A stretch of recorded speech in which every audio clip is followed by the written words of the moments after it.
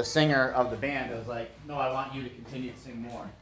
So it's just so cool to see it. Like when she takes off with I've got the joy of Jesus down in my heart. She can sing that song by heart. And it's just so cool to see her just continue to grow and develop this 4-year-old little Bray. And soon she won't be 4-year-old little Bray. She'll be 5 and 6. And Troy and Val will start crying in the background. Listen, Megan's going to be 5 first. We're not talking about that back there, Valerie. Anyways, I digress. So, as many of you guys know, we have chickens in our house. And these chickens, when they start off small, they're nice in a small little area and everything.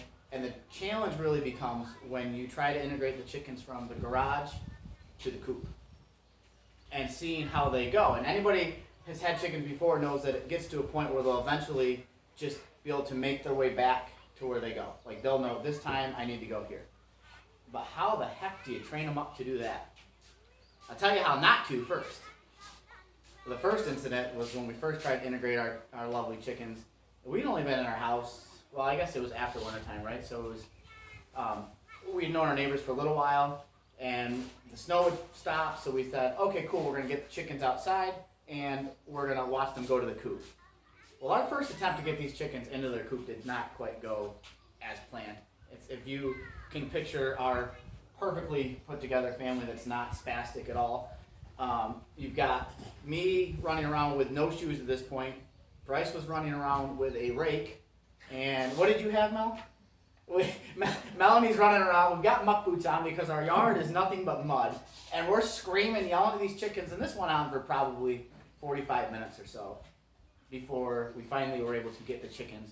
Because, fun fact for you, Melanie sent me this little thing. It says, you ever wonder why you can't catch a chicken?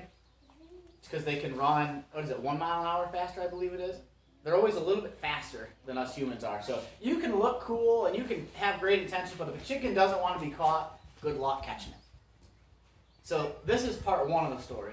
But part 2 of the story is I was talking to my neighbor one day, and this was after our chickens had calmed down a little bit. And he looked at me and goes, dude, he's like, I'm sitting on my back porch and I look back. And I said, Sheila, are these chickens all just following her? And here's Melanie, just standing right up front with a little thing of food, and she's walking, and you've got nothing but a line of 10 chickens. At that point, it might have been 11 because we had the rooster. And they're just following her just as straight as she could go right back to the coop. So that is the title of the sermon today, is The Chicken Whisperer. Because that's all you can think of. Is like, if I tried to catch the chickens right now, if I tried to lead them back, it would be a lost cause. There's absolutely no way. First of all, quite honestly, they scared me to grab them. That's embarrassing to say, but Bryce will pick them right up, and I'll look at them and I'll get ready to, and then I just jump back, almost like I'm seeing a snake at that point. But if Melanie says, come on chickens, let's go, they will follow her back in. And the kind of, the thing is like, why? Why did chickens follow her? And it all boils down to this idea of trusting, right? And that leads me to what we're going to talk about today. I was originally in Proverbs, and I was going to talk about a verse in Proverbs, but I kind of got to a verse in Matthew talking about the disciples and everything that they went through with Jesus. And through all of that, why did they choose to follow him still? Knowing that there was going to be so much stuff that happened, they choose to say, okay, I will follow you, Lord. And why is that? So we're going to look at Matthew chapter 16, verses 24 through 26. It says, Jesus told his disciples, if anyone would come after me, let him deny himself and take up his cross and follow me. For whoever would save his life will lose it. Whoever loses his life for my sake will find it. For what will it profit a man if he gains the whole world and forfeits his soul? Or what shall a man give for return for his soul? So Jesus is basically telling his disciples at this point, like, look, you follow me, your life might suck. To put it in the most simplest terms, Jesus is telling his disciples, I want you guys to follow me. I'm going to give you a choice, but this is not going to be an easy road to do. You're going to have to sacrifice friends, family, personal possession, your ego, your pride, everything in between to follow me. And these disciples were like, all right, cool, let's do it. No hesitation. Could you imagine if someone said that to you? Hey, Corey, I got a job for you, but man, oh man, you got to drop everything and go. What's your first reaction be to that? James might say, I'm all in. But I would say, you're crazy. And these disciples had absolutely no problem knowing that Jesus was going to get beaten, and in turn they were probably going to get beaten and crucified, and the whole nine, and they didn't care. But how did the disciples do that? I think it boiled down to the fact that Jesus built relationships with them. Right? It was to the point that Jesus built relationships with them. And as we talk about this idea of like, how can we possibly get to the point of being like Melanie and quote unquote lead the chickens to the coop, get people to trust us, to know that they're not going to harm you. How does that happen? I think it happens by following what Jesus did throughout the Bible. So what we're going to talk about today is not just something that's going to imply to, getting other people to believe in Jesus, but it's going to, really relate to how do you get your children to be believers? How do you get your friends to come together? How do you get people just to trust you in general? And it's really, I think, boils down to just a few simple things. So one of the first things that Jesus did with the disciples to build that point of them saying like, all right, let's do this, is he talked to them. And I know that's a very, very simple thing to think of, but when we look in today's world, how many times do we actually want to talk to people? How many times do we want to have conversations? I'm right there. People pick on me all the time because I don't answer my phone at times, or this or that, because it's a bad time for me, or anything of the sort. But if we think that people are going to follow us, if we think that people are going to listen to what we have to say, we have to talk to them. We can't just say, come to church, and then never talk to them again. We can't just say, hey man, here's a little Bible, you should read it. We can't do that stuff. We have to actually talk to them, get to know them, find out what their interests are. Have them over for dinner, a cup of coffee, a play date, whatever it is. Because I've said this quote before. Mark Driscoll, I think he said it best. You have to connect before you can correct. And if we're not able to sit down and talk to people and form these relationships and just connect with them, if you say to that person, hey, I've got this Jesus guy to follow, he's pretty cool, he's changed my life, are they going to do anything about it? Or are they going to be like, dude, I barely even know you? Right? It's got to get to that point where they say, I've seen the stuff that you've been through. I've heard a little bit about your story. So yeah, I don't necessarily buy into this right now, but I want to know a little bit more. So if we're not spending the time to talk to people, to break bread with them, to do those little things, how can we ever expect that they're going to follow us anywhere or hear what we have to say? Going back to the chickens. Melanie would literally talk to the chickens. We would go downstairs, and we would just, especially when they were little, and she would pick up each chicken, and she would be talking to them, holding them, petting them. She took care of them at an early age, so that way they knew when it was time for her to grab them for something, that this lady is not here to hurt us. And it sounds really silly to say, comparing it to all the chickens, but in reality, right, it's like a dog or it's like anything else. If you spend time and talk to them, if you spend time with your children and say, how was your day? Tell me about your day. They're more apt to tell you what's going on. But if we say, how was your day? And then we're here. Or if we say, oh buddy, I'm too busy to do this right now. Is anyone then in turn also going to want to actually come to us with any problems that they're having to talk to us? I think the answer is no, because they're going to say, I know you're too busy. And you probably don't care. So the first thing that Jesus did to get to work on those relationships with the disciples is he talked to them. He didn't keep them in the dark with everything that was going on. He was up front with them about his own struggles. Because we try to live this life and think like, oh, we're perfect. And then everyone goes with, again, the number one complaint against Christianity is that we're fake. So you got to talk to people. Let them know kind of a little bit about your story. Don't be afraid to do it. The other thing that Jesus did, and we kind of talked about it a little bit, is really Jesus let the disciples know that he could trust them. Right? He let the disciples know that they could trust everything that he was doing. And how important is that, again, for relationships, where if people finally get to the point where they confide something in you, or they do this, or they do that, and we go off and we can't wait to spread that next bit of drama because it's going to let us talk. How many people are going to tell us anything if, oh man, I've really been struggling right now, and I don't know if I should tell you. How many have heard this conversation? I don't know I don't know. Man, I want to tell you something, but I just don't know if I can. Oh, no, you can trust me. You can trust me. You can trust me. And then they spill their guts. They say, man, that feels so good. And then guess what we're doing? Hey, can you believe it? Johnny just did this. That's terrible. Don't tell anybody. I won't say a word, I promise. And then the whole world finds out that one thing that Johnny finally felt good enough to tell somebody, the one person he confided in, and we're spreading it around like wildfire. That's terrible, man. How many people are going to say that's a good idea?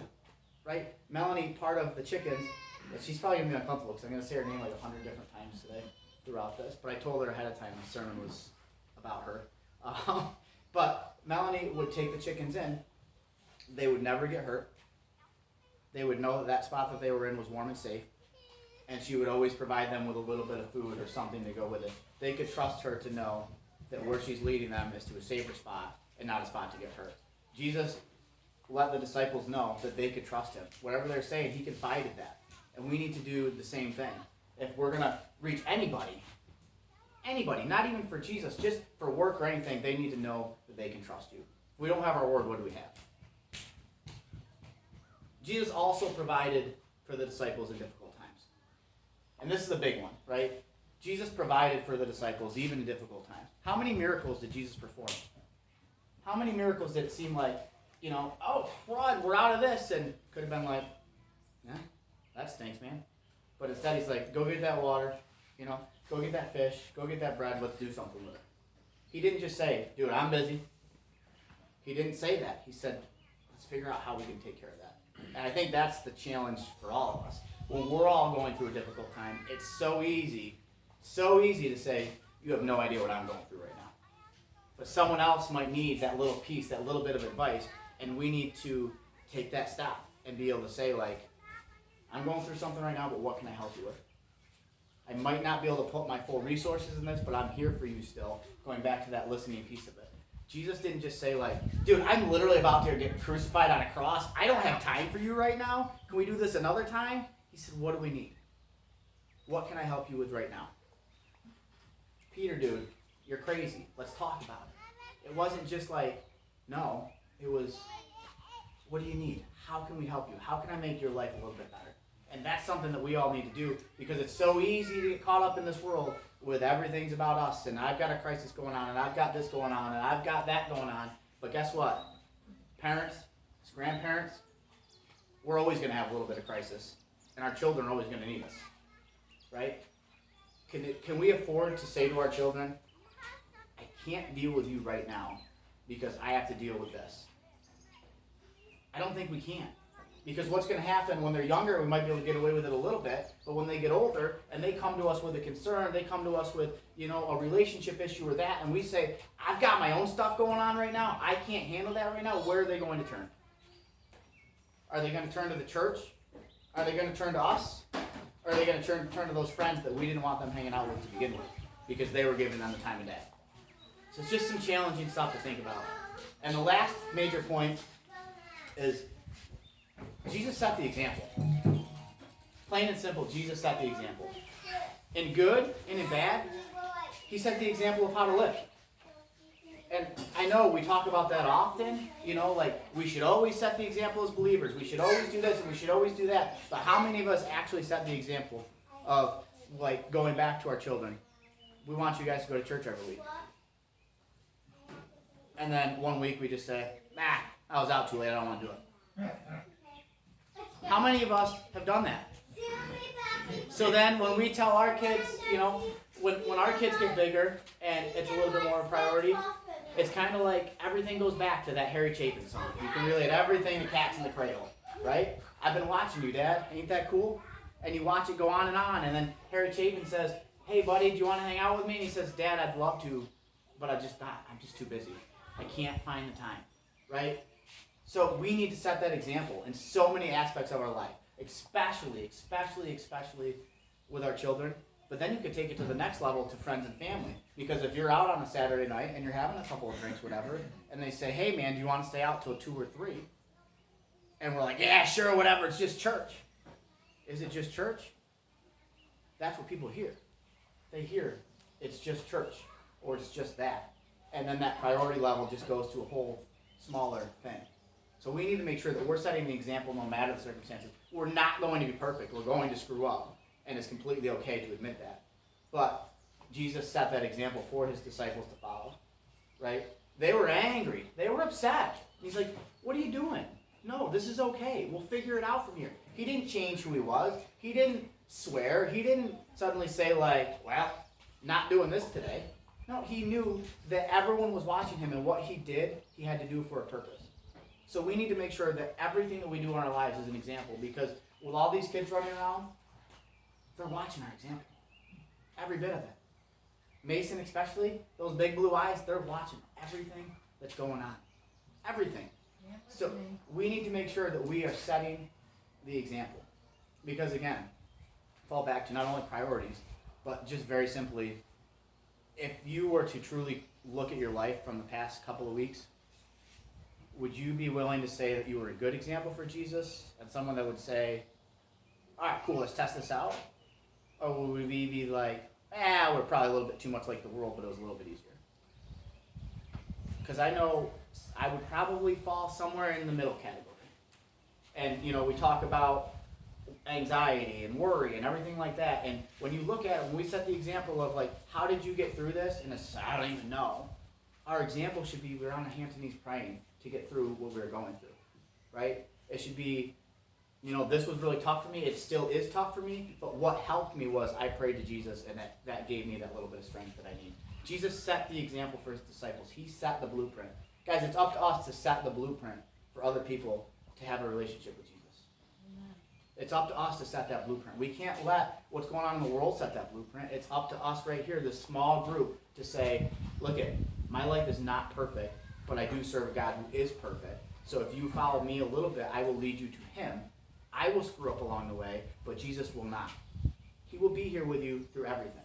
And no one is going to hear that hope if we don't have that relationship. If we're not spending the time with people. If we're not doing that, right? So the bottom line is, if we want to follow Jesus, we've got to live our lives the same way that Jesus did, right? I mean, think about it. We talked about joy, bringing everything back to joy. Braley said we got the joy down in our hearts. Everything that we do is a testimony to God. Everything. So when we're walking around this campsite, when we're inside with our kids, when we're at work dealing with a crappy situation, whatever it is, everything that we do is a testimony to Jesus. How are we living? Right? Here's the challenge. How they see you that day, even on your worst day, may be the only glimpse of Jesus these people have. Think about that for a second. That kind of was like one of those last minute additions, but how people see you that one time might be the only glimpse of Jesus that they ever have. So do we want them to see the miserable, swearing, drunk, high, watching pornography? I mean, you name the cobwebs people have in their closet. Do we want people to see that and we just push it off like, that's okay? Or do we want people to see, yes, I do have a problem, but I am working on it greatly, right? Do we want people to see like, I got everything else together? Or do we want them to see like, hey, I'm far from perfect, but I'm getting there, right? I was originally going to preach on Proverbs 22:6. It says, start your children off in the way they should go, and even when they're old, they won't turn from it. Then I just realized that message applies so much deeper to children, right? Because it's not just starting your children off the way they should go, but start each friendship off, each relationship off the way that it should go, so that they know that they can't turn away from Jesus, right? We need to encourage one another. We only get one chance to make a first impression. How many times have anybody heard that one before? You get one chance to make a first impression, that one glimpse. Make it a good one, so that others may too choose to follow Jesus. Make it a good one, so that your kids, in times of adversity, in times of trouble, in times of hanging out with friends when they become teenagers, they're going to want to still say, yes, but I got to go to church in the morning. Not get the phone call and say, hey, Mom, can I spend the night at Eric's house? And then the reply was always, yes, but we will pick you up at 8:45 for church in the morning. And then my reply was always, yes, Mother. Make it to the point where they say, Hey mom, I want to spend the night at Eric's, but can you pick me up for church tomorrow morning? That should be our goal, right? For friendships, for relationships, for whatever. To close, why did the chickens ultimately follow Melanie? And why do they still follow her in? Because they knew that they could trust her, period. They knew that this beautiful girl, I'll refrain from anything else, will lead me to safety, will provide for me, will give me a safe place to stay, will provide me with that hope of, man, it's snowing outside and it's pouring rain, with the exception of Shine, our crazy chicken, but they will all know that in this terrible weather, there's someone that's still there to lead me to safety. And that's ultimately our goal. We need to lead others to safety. We need to lead others to Jesus. So that's the challenge. How do we do it? We just gotta build relationships with other people. Bottom line. Live our lives the way that we should. Show others the joy of Jesus down in our heart. So let's pray. Lord, thank you for today. Thank you for our time together. Thank you for just this breeze that we didn't have on Tuesday night, Lord. And just thank you so much for allowing us to live in America. Just to be able to be free and worship, something that we just all take so for granted, I feel like at times, God. And Lord, I just pray that you just watch over, especially the campsite today as we have our 4th of July festivities. Help us just to, enjoy the food, enjoy the fellowship, enjoy the fireworks, and just really just go out and even through that time, just be that example for you, Lord. Lord, be with us all as we go throughout our week, God, and help us all just to stay safe. And even when things stink, help us just to focus on you, Lord. In your name we pray. Amen. Amen. So I think I'm going to, unless someone else wants to lead the way, I'm going